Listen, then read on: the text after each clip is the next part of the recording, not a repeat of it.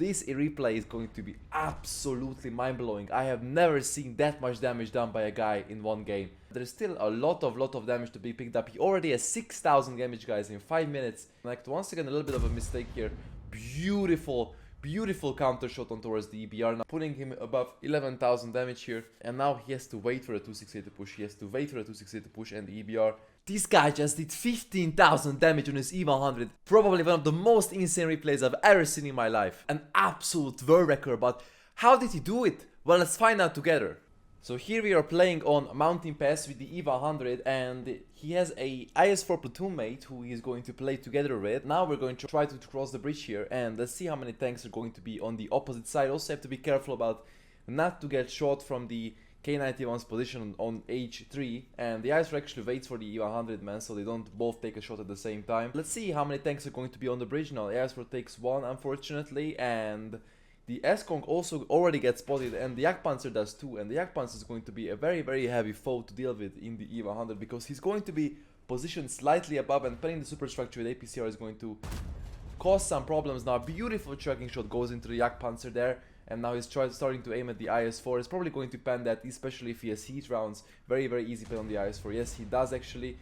And they both fire now. The 57 Heavy already fired twice, and puts in a second meaty shot into the Jagdpanzer for 550, beautiful. And now the Jagdpanzer is reloading still, but he needs to be finished, and the Jagdpanzer makes a huge mistake of disangling his superstructure, giving S-on-bed an easy pan with the APCR. Now he actually realizes that the EVA 100, the Super Conqueror and the 6TP are all very aggressive here, and he can actually get some really nice side shots into their turrets. As you can see, first one unfortunately misses, but also one thing that the EBR is getting under the bridge now is going to be kind of a nuisance for the IS-7 and for him too. And let's see if the E100 is going to drive into that shot now. Yes, he does. Once again, 503 damage. Now, a lot of times I keep telling you guys that the EVA 100 is super underrated. I think it has a really good DPM, really good alpha damage, decent APCR round for what it is in my opinion, and has so much HP. As you guys are going to see in this replay, he's going to survive for so long. And once again, we find a nice tracking shot on towards the 6 DP, putting him in place, and let's see if he can actually farm some more damage. Now the guys on the bridge are actually kind of peeking aggressively. The eyes from the Leo 1, the 277 and 57 Heavy also get a little bit pushed back. And right now, let's see what the play is going to be now from the EVA 100. He pushes up to his friendly teammate and spots out the 277 and puts a really nice, again, 600 damage meaty shot in towards his lower plate. And the 57 Heavy is also still at full HP. Really nice damage potential here. And the icy road is kind of dying. And so far he didn't take a single shot of damage apart from the early game damage while crossing the bridge from the K91. And the 277 is actually kind of struggling to find his weak spots. Once again, this tank has really 3000 HP. Has decent armor if you know how to angle against different kinds of ammunition. I made a video about that, you might want to check it out. And now this is the first bad shot that actually comes in here. That could have been much better aimed, but he kind of whiffed it towards the upper plate there. But the 1057 Heavy actually clips out, and now is going to be on a reload, basically giving his full HP now to Isonbed, and he's going to be able to farm him very easily here. And you guys are going to see that the EVA 100 DPM is really good, and this HP of the 57 Heavy is going to disappear very quickly here, and puts another one into his lower plate right there. And you can see that the UDES from the enemy team actually flanked behind them on towards the other side of the bridge. Now that is going to be a kind of a nuisance in case he does not get picked up by the E5. And as you can see, the farming still continues on towards the 57 Heavy. He actually connects a shot onto his lower plate. He very carelessly exposed his lower plate, and he got connected there twice, as you can see right here. Very careless, and he's going to pay for this later on. As you will be able to see. Now the UDES is actually getting pushed on towards the bridge, but I believe he's going to go down towards the IS-4. Yes, he does. The EBR is still below the hill, and the EVA 100, the 6TP, and the S-Kong Cryo is still beneath the icy road. There's still a lot of damage to be picked up. He already has 6,000 damage, guys, in 5 minutes. Really beautiful. The EBR actually kind of just stuck there. It can't really do anything, but the EVA 100 actually also just pushes now. They might push now the icy road a little bit. They might get a little bit aggressive there.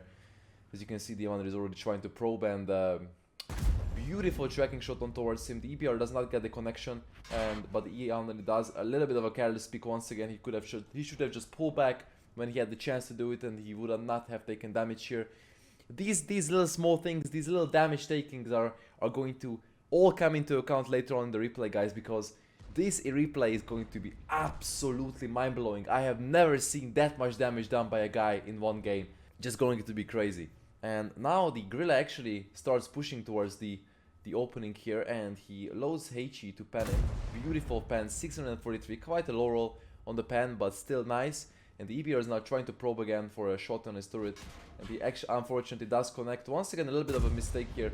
Beautiful counter shot on towards the EBR. Now the TVP actually starts pushing towards this platoon, and he actually already misses. He pens him 3 times the IS-4, and now is he going to be able to finish him? Now he is probably going to hold back. Now the gorilla pushes, but once again another low roll coming in from the Heichi shot, and he needs to pick up the gorilla here. He needs to pick up the gorilla, and the TVP is also coming now here to push. And let's see if he can get a shot on it. Ooh, beautiful. So lucky. That was so lucky, that ammo rack. But now we're still in a bit of a pickle, but the gorilla fortunately gets picked up by the STB from the base. Very huge kill. He could have costed him the game right here. And the 6DP actually pushes now. Nice tracking shot once again to the side of the 6DP. Already 10,000 damage, guys. 10,000 damage in 7 minutes. Absolutely incredible. And that's once again a little bit of a unlucky shot right there. He could have aimed it a little bit better. But this replay just shows you that, will show you that all those small things, the gorilla getting killed by the STB, TVP getting ammo wrecked, and also those small shots, those small damages that he took are going to matter so much later on, as you guys are going to see that. Once again, beautiful bounces coming in from the 6DP and the S-Conk right there. The E100 is actually quite angled because he's sitting up top, and the turret is going to have a much better armor value when you're sitting up top because of the angling. And this cap starts because of the EBR actually ventured towards the base, and this is going to be very hard to win now because, well, the S-Conk, the E100 and 6DP are all down, but he realized that the 268 is going to push, as he does actually. 268 has a really easy shot there to hit, but he actually angles his lower plate quite well here, and peeking against the 268 in the E100 is quite hard because the 268 has really good penetration, really good DPM on both the AP and the heat runs as well, and the heat runs pretty much overmatch this tank's armor, and there is not much you can do about it. Now the RD actually gets spotted right behind him, and he does not fire, gets the reflex shot on towards him, very nice, putting him above 11,000 damage here. And now he has to wait for a 268 to push. He has to wait for a 268 to push, and the EBR, the E100, the S-Conk, and the 6DP are going to all take some time before they can actually push him. And the 268 actually gets spotted there. Beautiful shot. He has now time for a second shot right here before the 268 actually reloads. He needs to get the connecting shot here. He needs to put him on a one shot because the EBR is also coming. Beautiful, nice shot in towards the EBR as well. 500 damage, good. But the EBR is going to be a really big problem because he can flank him, and the 268 can come from the right side, EBR can come from the left, but the S-Conk also gets spotted. This is going to be quite a pickle for Isonbel right here. Can he get this? Can he get this? EBR actually misses, the 268 bounces, he's going to have to put the 268 down to a one shot. Beautiful. Now the EBR is going to try to pick again. I'm not sure why the EBR didn't try to go next to him right here. It's actually quite weird, but the EBR again misses the opportunity right there, and he gets a shot on towards the Super Conk here, and this is going to be really hard scenario. 3 angles at once, and he needs to kill the 268. He needs to kill the 268, he needs to kill the S-Conk. Oh, unlucky, very unlucky low roll coming in towards the 268, towards the S-Conk, and wow, it's just incredible. Absolutely incredible, guys. He did 14,000 damage.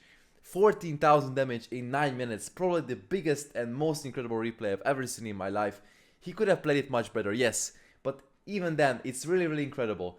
If he didn't take those shots in the beginning, as I said, he might have had a chance here. He could have killed this guy, he could have killed this guy. Also, if the low roll doesn't come in on the S-Conk, he could have killed him with a single shot, he wouldn't have died here.